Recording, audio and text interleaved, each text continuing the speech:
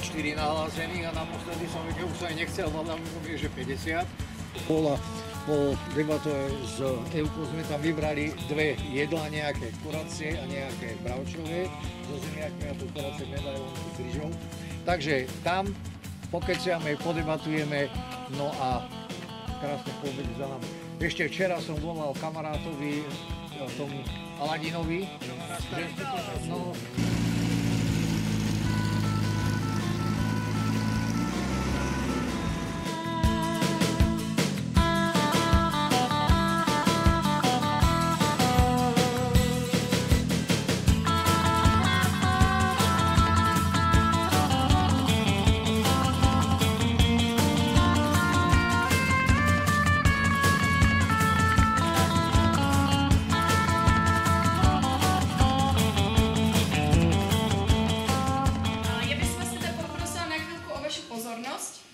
a potom vlastne si môžete všetko voľne pozerať, akým štýlom poradí budete chcieť.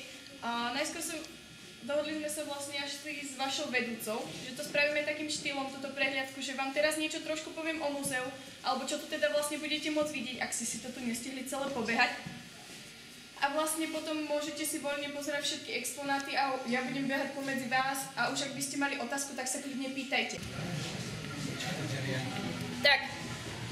Na začiatok vám tak poviem, môžete počas môjho výkladu, ak teda vás úplne nezaujíma, môžete kľudne hľadať. Je tu 5 postavičiek, ktoré sa hýbu na tomto modeli. Tak kto chce, má záujem, tak môžete ich skúsiť pohľadať. Vidíte teda Žilinu a okolie v roku 1925. Aby sme si určili teda nejaké miesto alebo budovu, ktorou začneme, tak táto budova biela s ružovou strechou je hlavná stanica v Žiline, ktorá dodnes stojí na rovnakom mieste. Hoci dnes už vyzerá trochu inak a v blízkej dobe ju údajne chcú opäť prerábať. Oproti hotel, nezvaný Polón a po ulici Národná by ste sa dostali do centra mesta.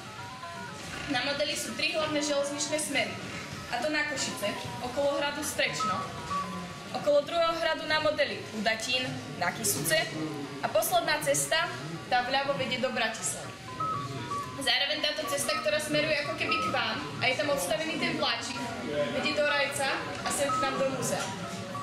Niektoré budovy, ktoré si môžete okrem 2 hradov všimnúť, napríklad Vápenka, ktorá sa v neskoršej dobe presunula do Varína, Slovena, tá budova s komínom, kde sa v minulosti vyrábali rôzne textílie a látky, taktiež aj koberce. V dnešnej dobe stále stojí, no už sa využíva na iné účely, či naľavo ešte od nej Žilinské depo. Zároveň, ak si všimnete, tak tam na tej koľajnici, kde som pustila momentálne ten vláčik, tak môžete vidieť úzkú rozchodnú železnicu.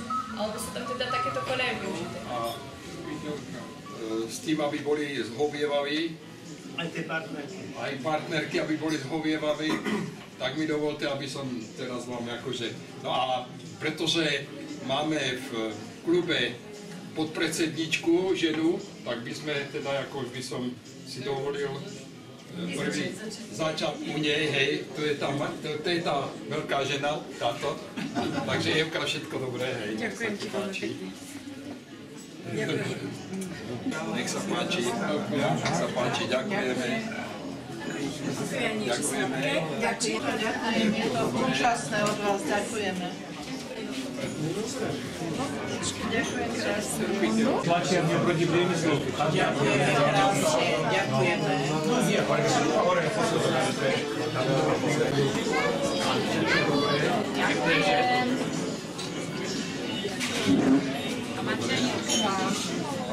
krásne. Potom dáte do vás. Ešte, ako mama bola tiež prihlásená, hej. Povedz máme, že ju pozdravujeme. Ona by strašne rada, ale... Keby si aj tam